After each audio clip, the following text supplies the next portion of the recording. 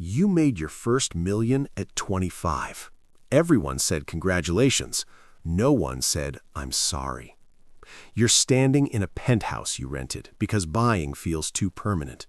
Floor-to-ceiling windows. The city spreads below like a circuit board. Your phone buzzes, another notification, another opportunity, another person who wants something. You check your bank account. 7 figures, still there. You feel nothing. That's the part they don't tell you about. The money arrived, the feeling didn't. You grew up middle class. Not poor, not rich. Invisible. Your dad worked 40 years for the same company. Pension, benefits, gold watch at the end. He called it security. You called it slow death.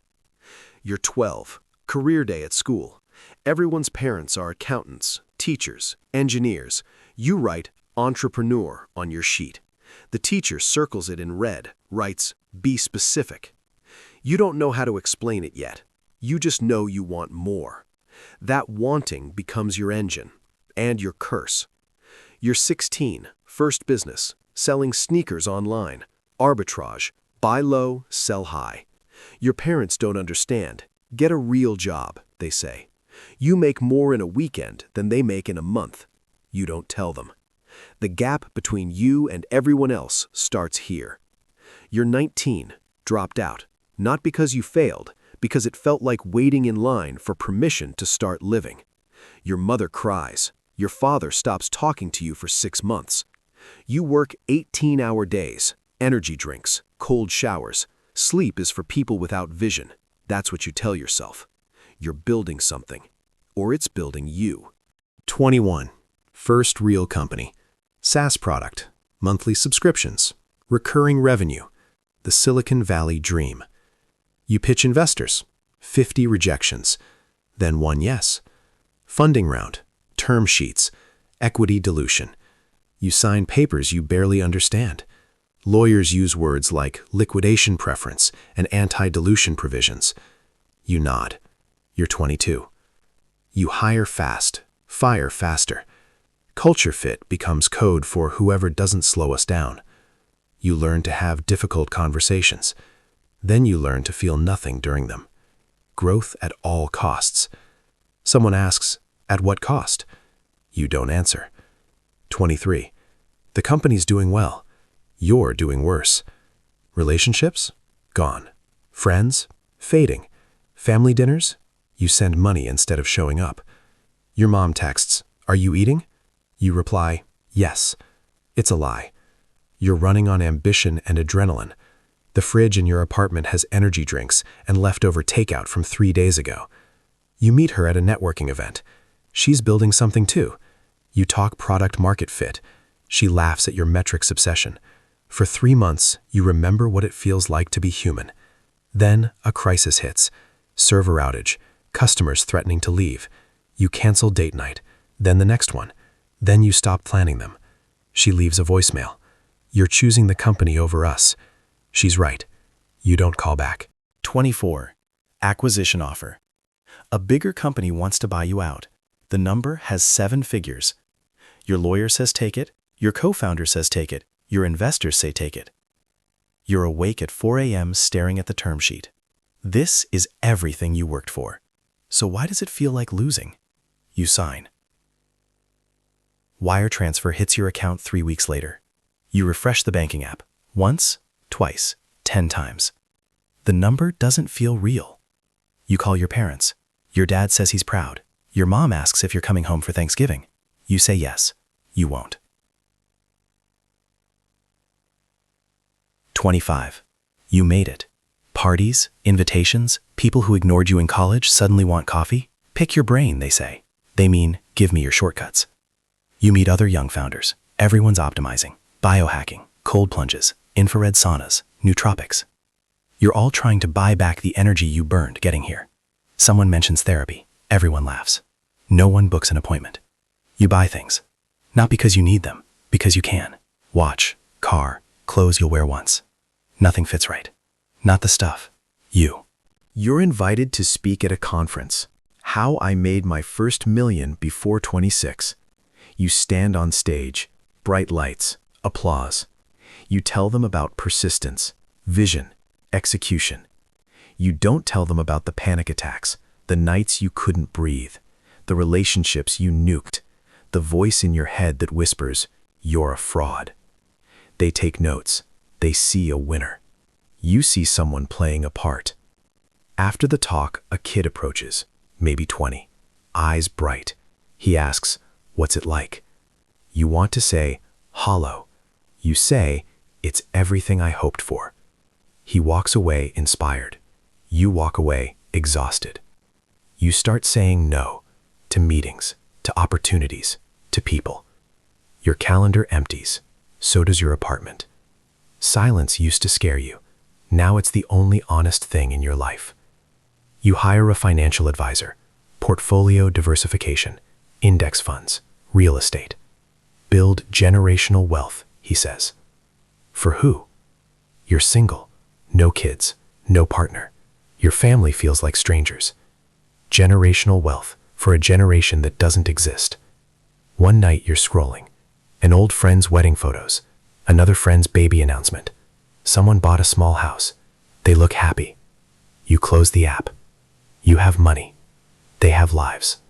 You try to go back, visit your hometown. Your old room's exactly the same. Posters, trophies, a time capsule of someone you don't recognize. Your dad asks about work. You say it's good. He nods. He doesn't understand what you do. You stopped trying to explain years ago. Your mom makes your favorite meal. You eat in silence. She asks if you're okay. You say yes. Another lie. You meet an old mentor. Coffee at the place you used to study. He asks what's next. You don't know. More used to be the answer to everything. More revenue, more users, more success. But more of what? He says something you'll think about for months. You climbed the ladder fast. Did you check if it's leaning on the right wall? You think about your childhood friend. He became a teacher, makes a fraction of what you make.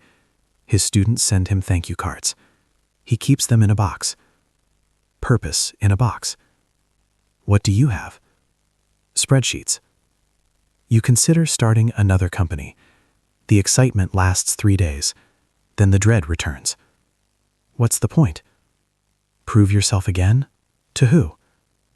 You think about getting it away. Charity, foundations, impact. You research, set up meetings. Everyone wants your money. No one wants you. You're a checkbook with a pulse. You're sitting in your apartment. Expensive furniture, minimalist design. It looks like a hotel because it feels like one. You're always ready to leave. You just don't know where you'd go. You open your photos, scroll back. You're 19, sitting in a cheap apartment, working on a laptop with a cracked screen. You look tired, but you look alive. When did that change? You remember the exact moment you hit 1 million. You are alone, staring at a screen. You thought, this is it. It wasn't. Someone texts, drinks tonight? You decline. They stop asking. People think you're busy. You're not. You're just gone. Therapist. Finally. You avoided it for years. Weakness, you thought.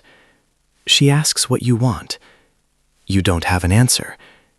She asks what you feel. Tired. Of what? Performing. You start small. Stop checking your bank account daily. It's not going anywhere. Decline the podcasts, the speaking gigs, the thought leader invitations. You're not a guru. You're just someone who got lucky and worked hard and sacrificed everything. That's not wisdom. That's just what happened. You reconnect, not with everyone, just the ones who knew you before the money, before the title, before you became a story people tell. Your old college roommate, he's a graphic designer, struggling, happy. You meet for pizza. He doesn't ask about your exits or your portfolio. He asks if you're good. You pause. I'm trying to figure that out. He nods. Same. It's the most honest conversation you've had in years. You start saying yes to weird things, a pottery class, terrible at it, a hiking group, your legs hurt for days, a book club. You actually read the book. No networking, no agenda, just showing up. It feels strange. Then it feels human.